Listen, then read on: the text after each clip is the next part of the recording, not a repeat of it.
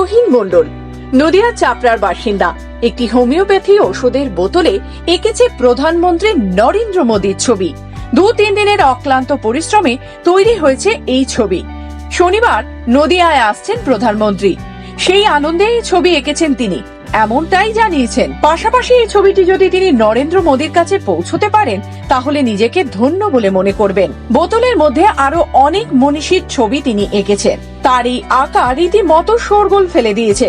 এই তুহিন মণ্ডল তার এই সাফল্যে আনন্দিত এলাকার মানুষ থেকে শুরু করে তার সকল ছাত্রছাত্রীরা। আমার নাম তুহিন মণ্ডল, গ্রামের নাম বড়ামদুলা, থানা চাপড়া, জেলা নদিয়া। আগামী শনিবার আমাদের দেশের প্রধানমন্ত্রী আমার জেলা তথা কৃষ্ণনগরে আসছেন। এটা আমার জেলাবাসীর ক্ষেত্রে খুব আনন্দের বিষয় এবং সেই জন্য আমি এই দীর্ঘ 2-3 দিন ধরে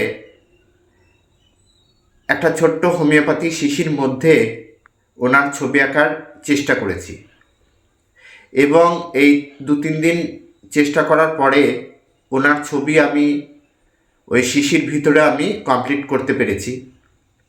এই কমপ্লিট করার জন্য আমার নিজেকে ধন্য মনে হচ্ছে।